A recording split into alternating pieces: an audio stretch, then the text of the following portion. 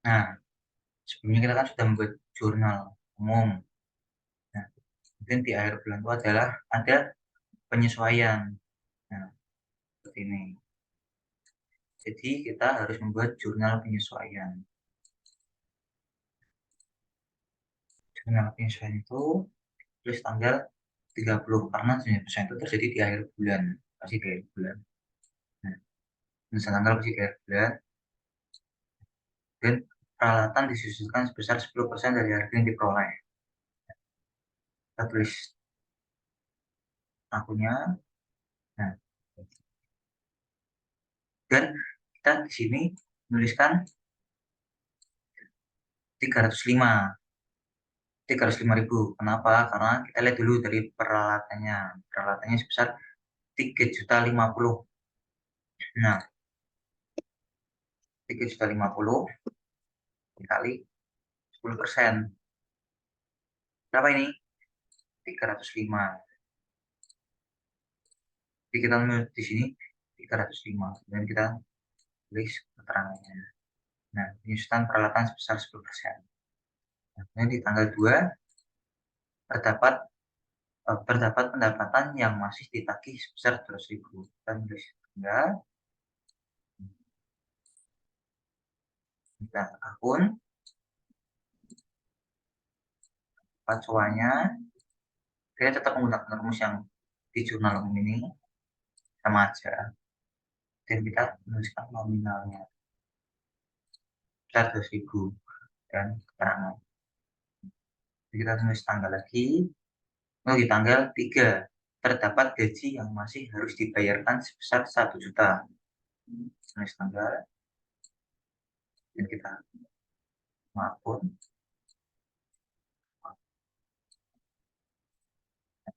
kita tulis di sini garis-garis keterangannya sebesar 1 juta dan keterangannya terdapat gaji karyawan yang harus masih dibayarkan sebesar 1 juta di sini. Kemudian kita nomor 4, pada akhir bulan diketahui bahan habis pakai masih ada 500.000. Nah, kita tulis tanggal dulu. Kita nama akun, jangan lupa. Nah, dan kita masukkan nominalnya sebesar 1.320.000. Kenapa bisa segitu? Nah, kita lihat dulu perlengkapan. Perlengkapannya kita 1.820.000. Nah, kemudian di akhir bulan tuh perlengkapannya sisa 500.000. Nah, sisa 500.000 kan? Kita tulis di, nah, jadi 1.820.000 dikurangi 500.000. Berapa hasilnya? 1.320.000. Nah, kita penulisannya yang terpakai, ya kan? Jumlah perlengkapan yang sudah terpakai. Nah, dari sini kita membuat buku besar setelah disesuaikan. Seperti ini. Sama aja seperti ketentuan yang waktu itu aku jelasin. Kita harus nulis setiap akun-akunnya. Nah, tapi di sini bedanya sama jurnal umum yang lalu, buku besar yang lalu, di sini. Nah, di sini kita ketambahan beban penyusunan peralatan. Nah, nah, setelah dari sini kita masuk ke neraca 1 setelah disesuaikan. Nah, di sini yang lalu kan seperti ini, ya kan? Karena adanya jurnal penyesuaian kita buat lagi neraca 1 setelah disesuaikan seperti ini. Nah, setelah dari sini kita membuat laporan laba rugi, kemudian laba ditahan atau perubahan modal, dan laporan posisi keuangan. Nah, nah jangan lupa, nah, seperti ini. Nah, di laporan laba rugi itu kita menghitung pendapatan. Pendapatannya kita berapa? Dilihat. Nah, nah sebesar 71.650.000. Nih, ya. Kemudian setelah kita nyari pendapatan, kita nyari beban-beban. Nah, beban di sini. Kita di sini menggunakan masih di sini itu menggunakan data validation. Nah, kemudian ini kita menggunakan rumus sum if. Sum if, kemudian kita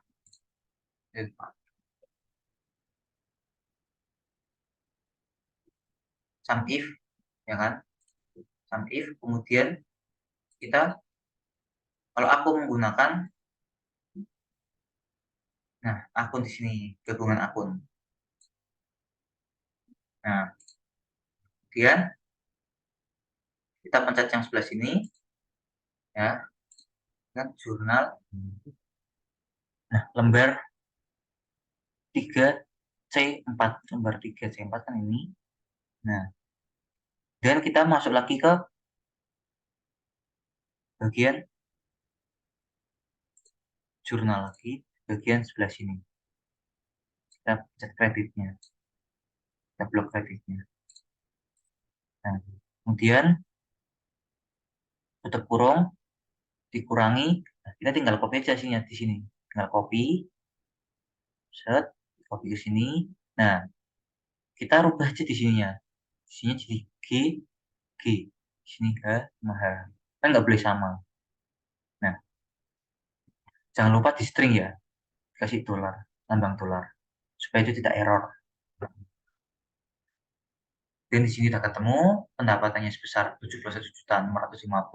Nah, dan kita hitung beban. Nah, ini beban itu totalnya adalah 66.935. Nah, kemudian untuk kita mencari laba bersih, ya kan, kita harus menghitungannya pendapatan dikurangi total beban. Hasilnya 4.715. Kita ketemu laba bersih. Nah, kemudian kita berlanjut lagi ke laporan laba ditahan atau laporan perubahan modal. Nah, seperti ini. Nah, di sini kita mencantumkan modal kita. Modal dia dari mana?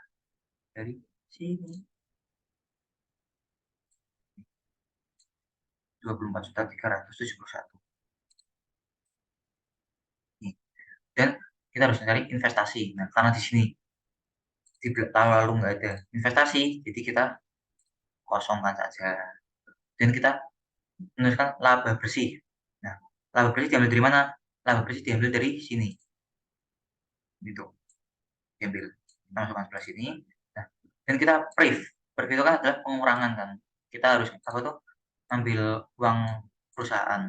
Kita lihat lagi, kita ambil dari mana? Kita lihat lagi dari sebelah sini. Priv 7.500. Nah, itu 7.500. Tapi minus ya, jangan lupa. Nah, kemudian kita ketemu di sini. Nah, jumlahnya 2.215 dari mana? Dari laba bersih dikurangi priv. Priv itu sifatnya mengurangi minus seperti ini. Nah, kemudian kita ketemu modal akhir. Modal akhir dari mana? Dari modal ditambah dengan penghitungan dari laba bersih dikurangi priv. Hasilnya 26.586. Kita ketemu nih perubahan modal. Dan kita kembali lagi ke laporan posisi keuangan atau statement of financial position. Nah, kita isi tetap. Nah, seperti ini. Nah, kemudian di laporan posisi keuangan kita harus masukkan ke aset dan utang. Nah, di sini di aset dibedakan menjadi dua, aset lancar dan aset tidak lancar.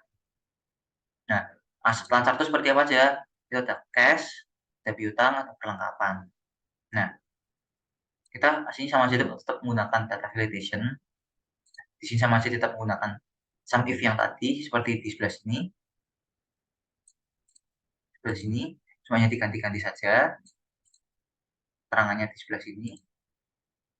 Berarti kan di sini G, di sini seperti itu, ganti-ganti saja. Seperti kita apa tuh maunya gimana gitu.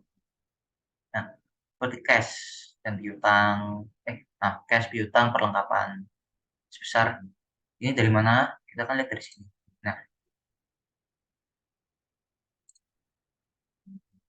ini 10.091. Lihat dari sini 10.091. Nah, dari mana ini? Dari ini kurang ini. Nah, kemudian seperti ini lagi 27.100 dari mana? Ini manual juga bisa sih, nggak perlu harus pakai rumus. Kita lihat dari mana? Piutang. Nih, 20.100. Nah, seperti itu saja. Nah, dan kita total aset lancar sebesar 37.691.000. Dan kita cari lagi aset tidak lancar. Aset tidak lancar tuh berarti yang menetap gitu aja, menetap. Nggak berkurang, apa tuh hanya bisa dikurangi kayak penyusutan gitu. Misalnya seperti peralatan, gedung juga bisa. Karena gedung kan tidak mengalir gitu uangnya. Jadi kalau misal kita beli, udah bentuknya seperti itu aja. Nah, di sini kita maksudnya karena di sini adanya peralatan, jadi kita cari peralatan. Nah, di sini kita dikurangi akumulasi penyusutan peralatan sebesar 305.000 dari peralatannya 3.050. Nah, ini kita total aset tidak lancar sebesar 2.745.000, dari mana dari 3.050 dikurangi 305.000. Nah, kemudian kita total seluruh aset dari mana? Dari ini, dari total seluruh aset lancar tambah dengan total seluruh aset tidak lancar.